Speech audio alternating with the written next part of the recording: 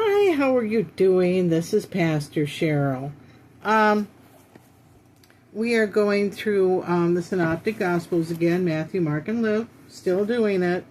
We're up to the healing of the paralytic, Matthew 9, 1 through 8, Mark 2, 1 through 12, and Luke 5, 17 through 26. I will write these down for you. And, if you look into the guts of the whole thing, you'll see it. It's written down for you. What's interesting about this is that this is the original. This is Luke, Mark, and Matthew. You see the orange? The orange there? Okay. That means there's spaces. So he edited it. So apparently he took out things that he did not think mattered or were important. So he has a rough sketch, and there you go again, Matthew, Mark, and Luke. And Matthew, for some reason, really edited the heck out of that. Apparently he just didn't feel that certain things were important. And so I will read you Luke, because it has the most words. This is Luke 5, 17 through 26. On one of those days, as he was teaching, there was Pharisees and teachers of the law sitting by, who had come from every village of Galilee and Judea and from Jerusalem. And the power of the Lord was with him to heal. And behold, men were bringing on a bed a man who was paralyzed. They sought to bring him in and lay him before Jesus, but finding no way to bring him in because of the crowd, they went up on the roof and let him down with his bed through the tiles into the midst before Jesus. And he saw their faith and said, "Man, your sins are forgiven you." And the scribes and the Pharisees began to question, saying, "Who is this that speaks blasphemies? Who can forgive sins but God only?" Next page. And we're going Luke again. When Jesus perceived their questionings, he answered them, "Why do you question in your hearts? Which is easier to say, 'Your sins are forgiven you,' or to say, 'Rise and walk'? But that you may know that the Son of Man has authority on the earth to forgive him." And said to the man who was paralyzed, "I say to you, rise, take up your bed, and go home." And immediately he rose before them, took up that which he lay on, and went home, glorifying God. And amazement seized all, and they glorified God.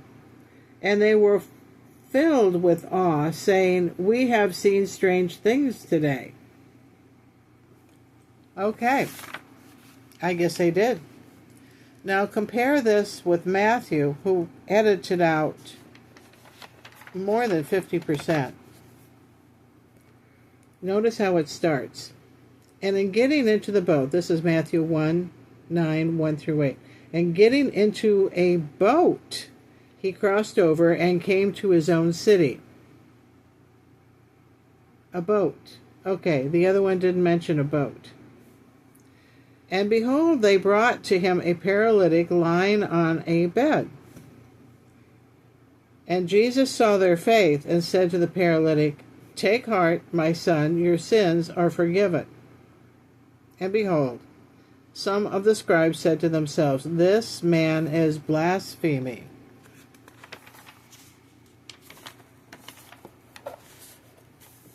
But Jesus, knowing their thoughts, said, "Why do you think evil in your hearts? For which is easier to say, 'Your sins are forgiven,' or to say, 'Rise and walk'? But that you may know that the Son of Man has authority on earth to forgive sins." He then said to the paralytic, Rise, take up your bed, and go home." And he rose, and he went home. When the crowd saw it, they were afraid, and they glorified God who had given such authority to men. It's interesting that they were afraid. They were afraid. It scared them. Okay. And then they glorified God. It's interesting. Interesting twist. They're terrified. But then, thank God for it. It's interesting. Now, we have a little meditation garden. It's an outdoor chapel in Goose Hollow. And, anyway, we have a friend and I have been discussing having healing services. And I'll let her invite whoever she wants. And I'll invite my small crew.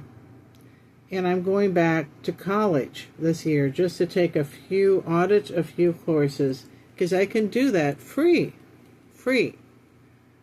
because I'm over 65. I can go to, one of the 2 junior colleges. They have that as a service to seniors. They call it a continuing education program. Continuing or not. I could take the courses for credit or just audit. I have the choice. Either way, it's free for me. Now, I seem to have a gift. I could sit down and talk to someone 15 minutes and it's like they've known me their entire lives. I can invite a bunch of people. Personally. Sit down, invite them, get them to come, give them one of my flyers. You're welcome to come. Okay. A lot of people don't keep the flyers. I need to make up some business cards. But then the thing is with the business cards, they're going to be a little expensive because I'll have to put a map on the back. A flipped out thing, in the back. Anyway, we have some people in my group that are handicapped and very sick. Very sick. And then we have, and you find sick people all over. This would be something to prepare for, a healing service. And this friend of mine claims that she's a prophet and a healer and all this stuff. I keep my mouth shut about the prophecy stuff. Because it makes you look a little nuts, okay? And so I could do it on this channel because you might like to hear some prophecy. You might enjoy that. But my dad always used to say, be careful of what you say and just keep certain things quiet. Because he had the same gift too, and he was afraid to speak up sometimes and say anything. And so anyway,